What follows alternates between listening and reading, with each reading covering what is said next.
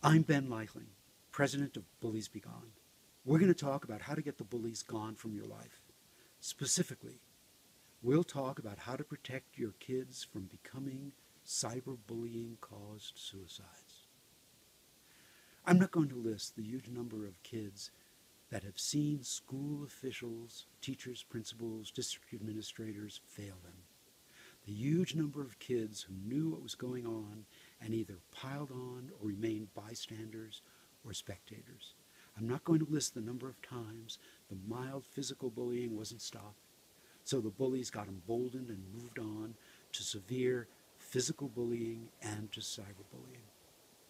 In all these suicides, nothing was done by the teachers and principals to stop the cyberbullying, to protect the victims.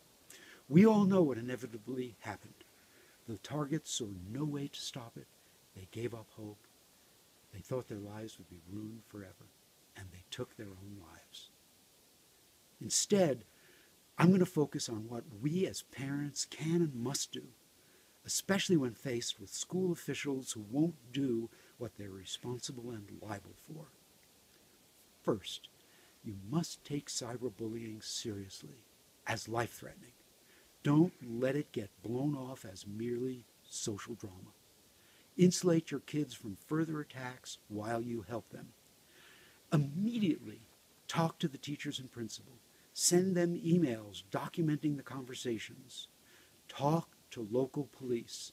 Hopefully, they have a special unit to deal with these attacks. The major area of risk is school officials who won't stop bullying.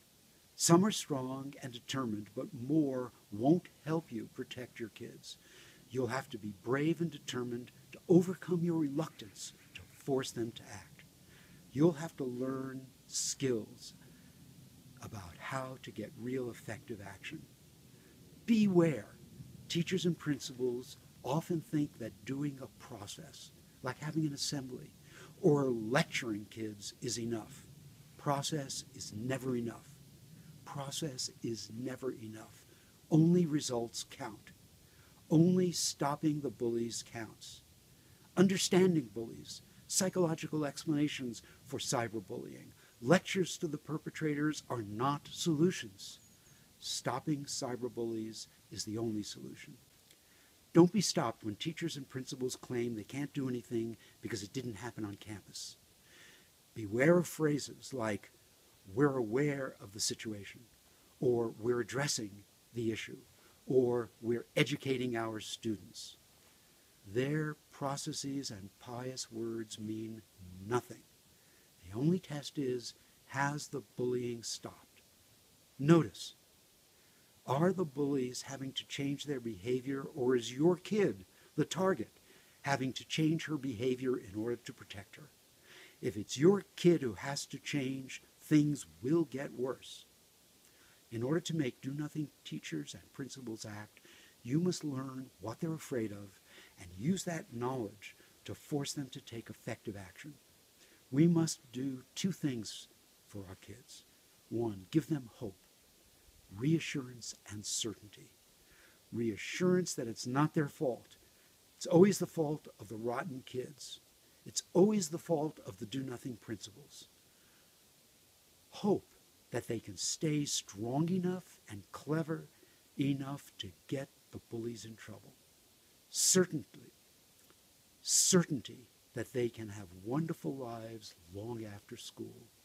2, give them practical skills and our personal assistance to shine a light on mean, rotten cyberbullies.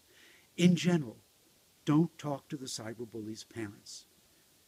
Their parents won't believe anything bad about their little darling sweet children.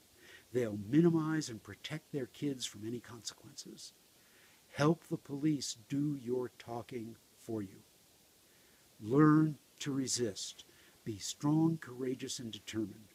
Learn the skills you need. Take charge of the situation in order to protect your kids. Now, since all situations are different, please call me at 1-8778-BULLIES. That's 1-8778-BULLIES, so we can create a plan that will be effective in your specific situation.